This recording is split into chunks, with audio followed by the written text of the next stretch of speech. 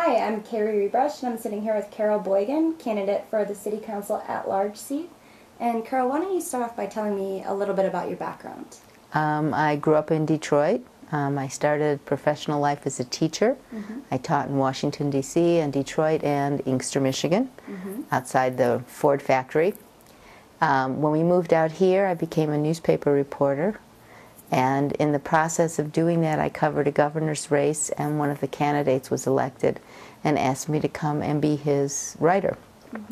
So I went to work for Governor Romer and kind of switched sides. And what I found in the course of these changes is that I was very frustrated with what I saw going on in the schools and what I thought needed to happen, and wanting to do more than I could just do managing a single classroom.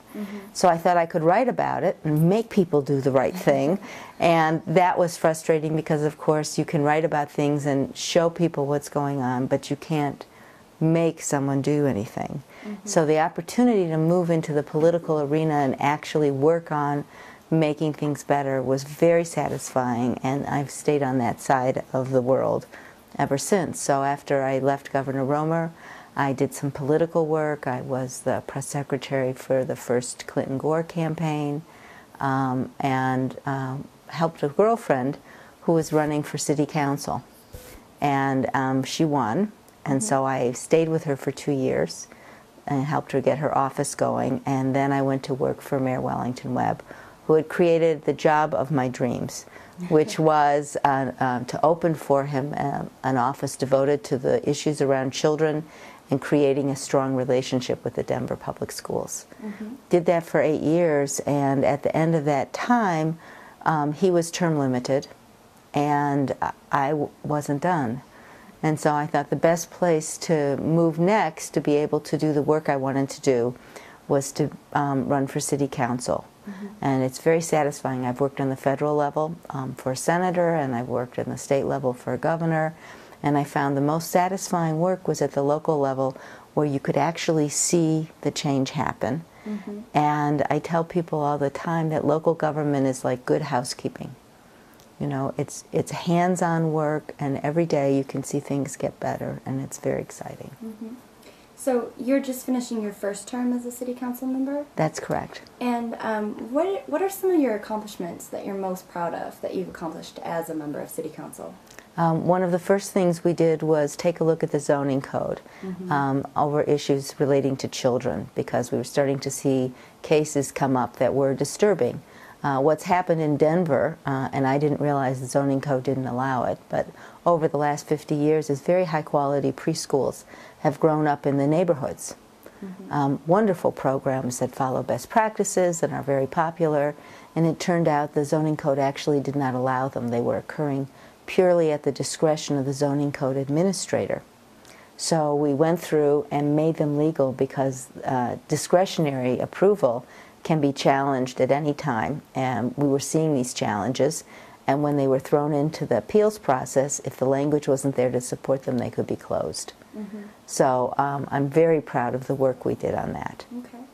And I understand you were also very involved in the campaign for the Preschool Matters initiative last fall. Yes. Can you tell me a little bit about that and what it means to you? Oh, it means everything.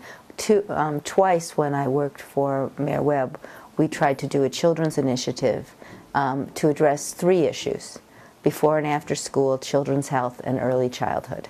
And twice we failed. And so then there were individual ballot questions. DPS did a ballot question for arts and after school and started to address the funding that needs to occur to keep kids in a longer day in programs that they choose and love. We did the statewide tobacco tax, which created a reliable funding stream for the Children's Health Program, which is the Uninsured Children's Fund. And that was a really important thing. So we've dealt with children's health, we've dealt with after school, and only one thing was left, and that was the early childhood education.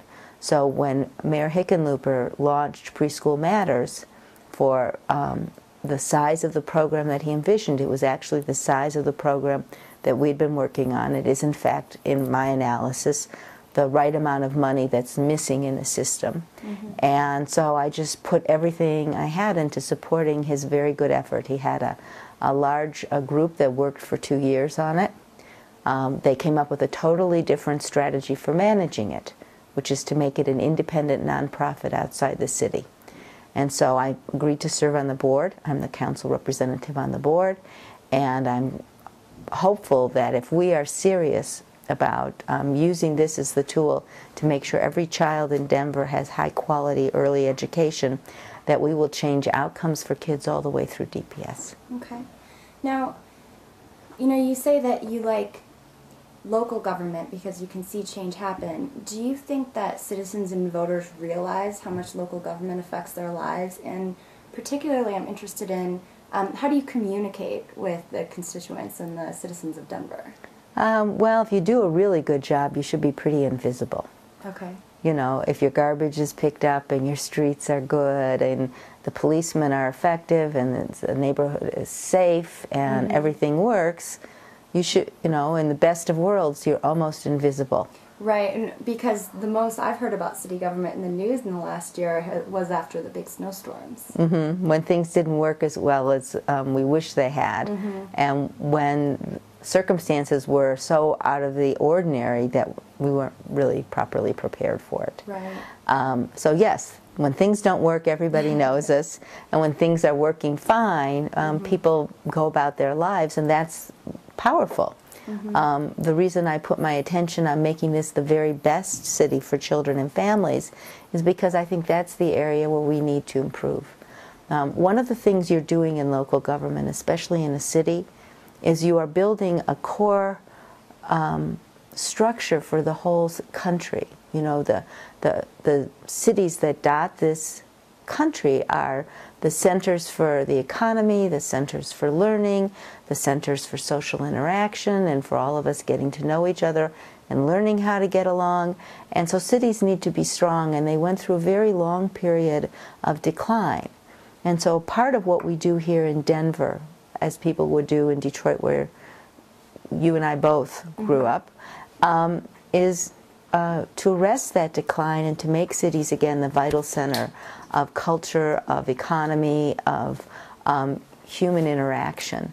And so that's what we're doing in Denver, and to keep Denver family friendly so it continues to be a strong center for Colorado and for the metro region, it has to attract young families.